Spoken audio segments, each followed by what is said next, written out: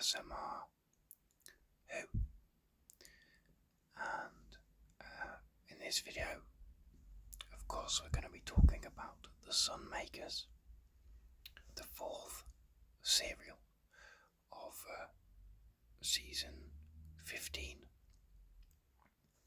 This, of course, stars Tom Baker as the Doctor and Louise Jameson as Leela, as well as John Leeson as the voice of K9. It's written by Robert Holmes and directed by Pennant Roberts. Now this story was weirdly off the season 15, which I had not seen any of prior to getting it in the collection. This story was the one that I was most looking forward to, essentially the one I was most intrigued by and most sort of anticipating, I suppose you would say. It's a story that doesn't get talked about a lot, but I think, especially in recent years, since I sort of realised what it was about, the idea of it being a story written as a response to Robert Holmes's frustrations with his tax bills and stuff, and the systems of taxing, that intrigued me. Especially in more recent years, I've got a bit older, I'm fairly politically aware, I suppose you would say. I don't really talk about politics on this channel, not because I don't care for them or I'm not interested in them, and not because I think Doctor Who isn't political, but simply because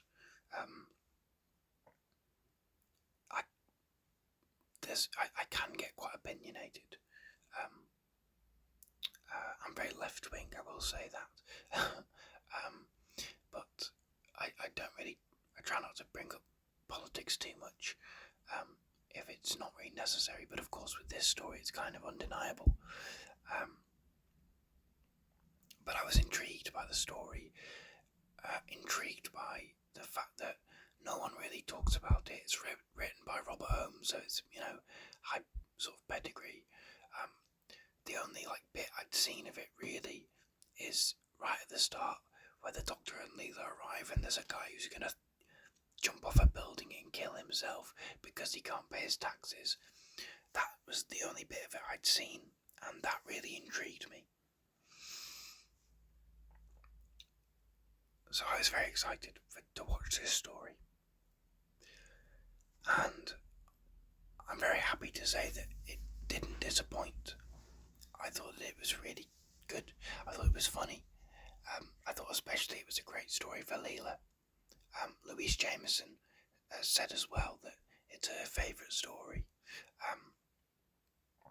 And you can absolutely see why, because Robert Holmes really plays to her strength. She talked to us well about the fact that because Robert Holmes sort of created the Leela character,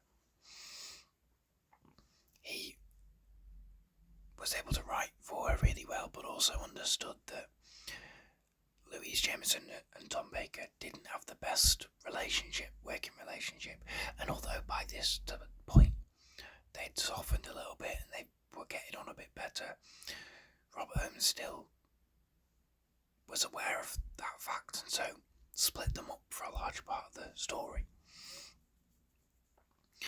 And Leela gets a lot to do. She's a fairly active presence. She gets some great scenes. There's an unfortunate moment where they make a joke about her being a woman and not being able to drive, which, that hasn't really aged very well, but I think, she also, she gets a lot to do, and she gets just a lot of agency in the story. Less so as it goes on, she sort of gets a bit captured and then reunites with the Doctor and loses some of that agency a little bit, but for a good portion of the first 3 parts, certainly she's really active and takes charge of her own sort of plotline. Um, you've also got the Collector, who's sort of the main villain, who is played by. Let me find his name. Bear with me. Henry Wolf, who is a weird kind of. He's a very short man, and he plays it very oddly. He's confined to a wheelchair, which again, another aspect that hasn't necessarily aged well, but there's a great physicality to his performance, and he's a weird, creepy guy. It's a great villainous performance from him. You've also got the Gatherer, who's a sort of secondary antagonist who we meet first, who's very silly and over the top, but it kind of works for this story. I just really enjoyed it. I thought K9 got some good stuff to do. I thought that Tom Baker had some really good stuff. I think everyone got a good deal in this. Like, everyone got good stuff. There's some really funny lines, like, the idea of taxes being like sacrifices to your gods, but taxes are worse. And everyone runs from the taxman. Leela and the Doctor run, and they don't really know why. And they sort of go, well, I guess everyone runs from the taxman. So it's very witty in that Robert Holmes kind of way. And it's kind of, there's a cruelty to the world. It's set on Pluto. And there's a cruelty. But it's not a cruel story. But just kind of the nature of the world and the oppression that the people have been put under. The Collector who wants to execute people and watch it as entertainment. As an idea that will come back again in Vengeance on Varos. And no doubt other stories as well, I'm sure. And some of the other characters who are kind of become resistant. A lot of the population of Pluto are very subservient, and there's this idea of a gas that kind of makes you subservient and kind of makes you nervous and afraid, sort of instinctively, subconsciously. And there's a section of people who've kind of gone underground and are fighting against it, but even they're kind of cowardly, but they're quite brutal and violent and aggressive. And they overthrow the villains in the end, but they do so in quite a brutal way. It's quite dark the way they dispatch of them, but they're cheering along and celebrating. I think this story is very underrated, and I kind of hoped that I would think that. I hoped that I would watch it and really enjoy it, and get along with it, and I was very, very glad that I did, because I think that when people, season 15 is not a season that people really talk about much, and when they do, it's generally talking about the horror of Fang Rock and how good that is, or like how bad the Invasion of Time is, and Underworld, like the visual effects of it and stuff. Some of the other stories don't really get talked about very much. Image of the Fendal does a bit, because it's kind of a little bit gothic and a bit like that sort of Hinchcliffe Holmes era type of story. The Invisible Enemy gets talked about a little bit, for its introduction of K9 and going inside the Doctor's brain and stuff. But no one really talks about the Sunmakers, and I think that's a shame, because I think it's a really good story. It's not the best story ever, but I think it's very, very underrated, and I would say that so far in season 15, of the 4 stories I've watched, the Sunmakers is absolutely my favourite. I just really enjoyed it. It's very, it's a little bit like 70s Doctor Who, running around in corridors and all this,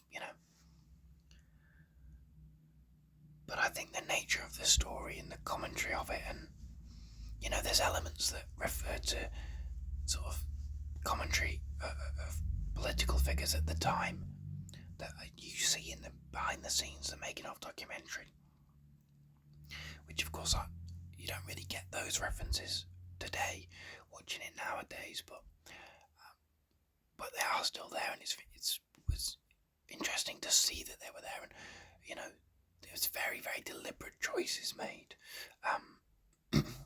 So yeah, I thought that it was really strong, and I was very glad to enjoy it as much as I did, because it was a story I really wanted to. A lot of the times I'll go into a story that has a bad reputation and I want to enjoy it, but if it's a story that people don't really talk about, then it's like, well, let's just see. But I don't know, this story, I personally had quite high expectations for and wanted it to be good, and it was, and I was very glad about that. So yeah, I think those are my thoughts on the Sunmakers. Are there any other specifics that I want to mention? I'm not sure there are. I thought the location shooting was very good, actually, on the roof of that factory or whatever it was, and then the very long corridors, which I think really helped to give it a sense of, it's nice to. Sometimes it's nice to go, even if you're in corridors still, to not be on in the studio. You can see, and especially watching it now, it's upscaled on Blu-ray. You can really tell the difference between the stuff that's shot on film and stuff that's shot on videotape in studio. It's nice to see real locations, even if they are just corridors, and those corridors are, so long that there's a real sense of scale there, which you just wouldn't be able to do in the studio. So that was very nice.